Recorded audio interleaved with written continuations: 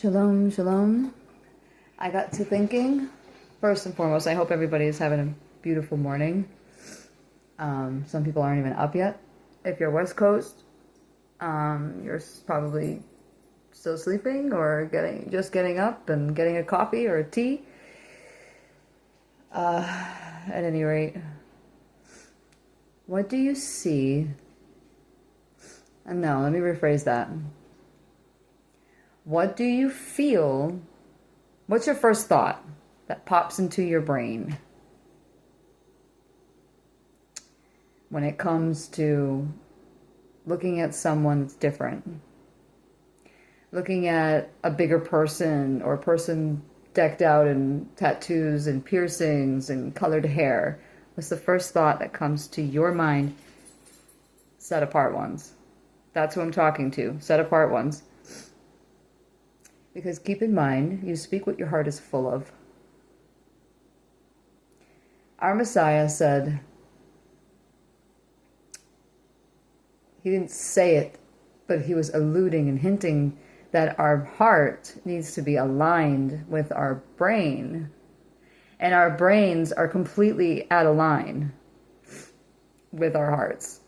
They are. They're just like, they're going two totally separate ways. And Father put the tablets of his commandments on everyone's hearts. They are on everyone's hearts. And it is up to us. I don't think you can see me. There you go. It is up to us to heed the call, right? And a lot of us did. We heeded the call. We said, okay, cool. We'll do this. Knowing how hard it was going to be. Some of us didn't realize how hard it was going to be. And a lot of them fell away because they weren't prepared. I pray for the ones that fell away. Because Father's arms are still open wide. They are. I know it says it's harder for a person to come back and be re-enlightened once they've been enlightened. But why put Father in a box? You know? These times are really, really hard. So anyways, I got to thinking, because sometimes thoughts rise up in me and they're not my thoughts. And I'm just like, this doesn't align with my heart. Like, this is not what I feel. Like, this is not what I shouldn't be thinking this because I don't know where this is coming from, right? And then you have 4th Esdras where it tells us to overcome the mind. These are those who overcame the mind. 7 ways of righteous death. We are to overcome our mind. And what's in our mind? Filth, trash. What's the window to our mind? Our eyes. Our Messiah said it perfectly. We are to get rid of that filth, and it's everywhere now. It's not just on the TV, right? Like, in my parents' generation, and even in my generation, until the computer was given, we just had a TV and a radio. We could just shut off the radio, get rid of it, shut off the TV, get rid of it. But now it's everywhere. It's in gas stations. When you're pumping your gas, you're seeing it in your face play out on little TVs, right? And they're playing filthy songs. You go to Walmart, which is another topic in itself. Filthy, filthy songs, screaming loud. You go to restaurants and they now do the same thing. They put their music, filthy music, screaming loud outside. Supposedly it attracts people. It's like, how are you going to attract people with that type of music? But then we live in a fallen world and people love that music. So what are you thinking? What are the thoughts that come by you when you look at someone that's... My cousin is completely covered from head to toe in tattoos. Like, every inch of his body. All of it. And he has piercings. And it doesn't mean that he's a terrible person. It means he got caught up in the world. Right? There's a lot of set-apart ones who were very caught up in the world and covered themselves in tattoos and piercings and still dye their hair. What is your thoughts? Are they evil? Are they judgmental? Seriously, ask yourself, prod your heart, because we are not to be looking at someone and immediately the first thought comes, that person must be on drugs. Or that person must be just evil. Look at those tattoos. You don't know his or her past. There are witches giving their life over to Yah and coming to Yah. And they've got the finger tattoos for that. For their incantations. I mean, not that I want to mention this, but Kat Von D, one of the biggest tattoo artists, probably in the world, absolutely stunning, covered in crazy tattoos, came to the J-Man, but she has a conviction to cover up all of her tattoos. So something prodded her heart, and she's heading in a direction, you know? She's heading in the right direction. And who are we to be like, she's not, because she says Jesus or God or Lord, and she's not because she's got all this money. And it is hard for a rich man to enter into the kingdom of heaven. But Master, then who can make it? With Father, anything is possible. You see, we tend to hyper-focus on verses and forget the rest of the chapter. Christians are really famous for that because that's what they're taught when they walk right into the church. They're taught no other way. But brothers and sisters, we're told to be patient with one another. I came to the truth saying Jesus, God, and Lord.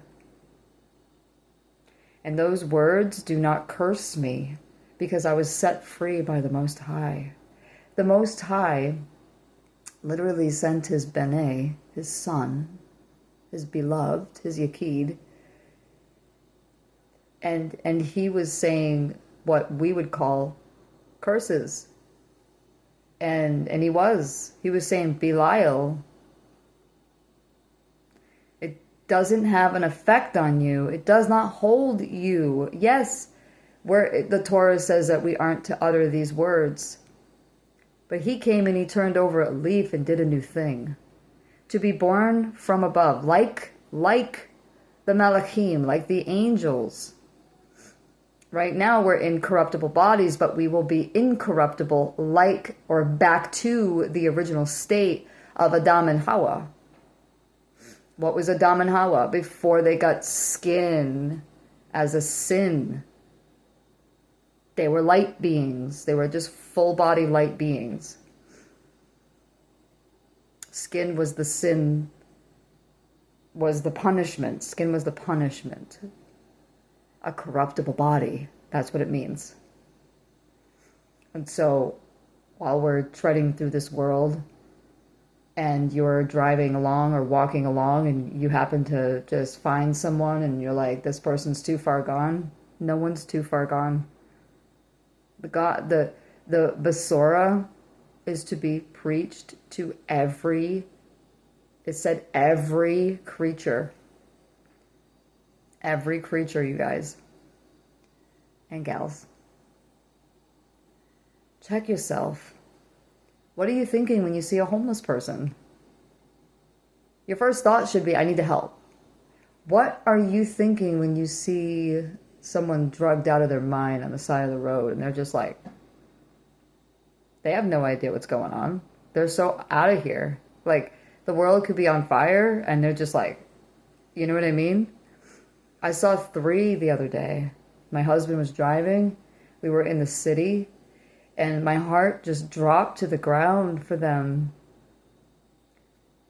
I felt so bad for them. I wanted to go and minister to them. My husband didn't want to stop. He didn't want me in a situation, I think. But it shouldn't be immediate judgment. It shouldn't be. You shouldn't be like, look at those losers. No. Because any one of us could be caught up in a situation like that. Any one of us. All you gotta do is go to a hospital, break a bone, and they give you some sort of IV pain medicine. It only takes one time. Because that's where these people are getting addicted. They're getting addicted from the hospitals. You've got to understand that. Doctors, nurses, moms, dads, brothers and sisters. It's not prejudice. It goes towards anyone.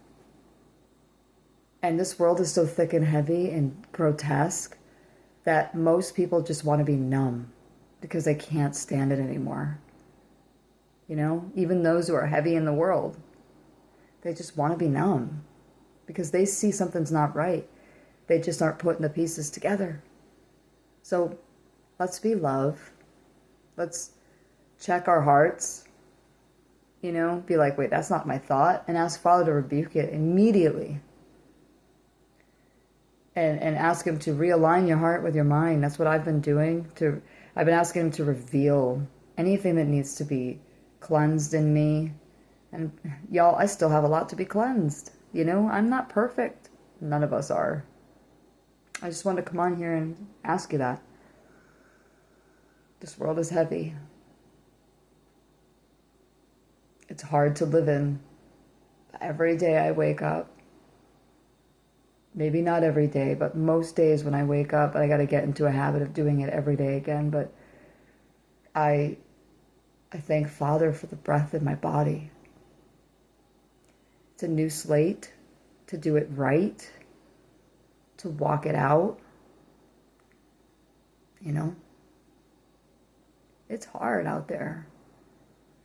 Some of us have to work, so we see it like right in our face. The heaviness is like times 20 at that point, right? And it's like a lot of people, they want to come to Father and they want to keep his Kodesh ways, but their friends aren't doing it. The world's not doing it. So it's hard for them to do it. We got to pray for those. And I know there's seeds, right? Father planted, Yahushua planted many seeds, right? Some were on the ground, some were in the dirt, some were on the sand, some were on the rock, right? So we know that not all is going to take root and stay. But we ought to still pray for everyone. I still pray for especially those who fell away, because who are we to say Father can't do that? So I just wanted to say I love you, Machahab, Mishpaka, and don't forget to Palal for your brothers and your sisters, and for the world, because there's still people out there waiting to be awoken, and we're the workers. We are the workers. We're tired. We're beat up. We're so beat up. I know I am. But we need to get back out there and we need to finish this job, y'all. We don't have much time. Time is ticking. And our time is different from Father's time. So it could be a lot faster than we know. It could be like right now. It could be tomorrow. It could be years from now. It could be hundreds of years from now. Who knows? But the way the world stage is playing out.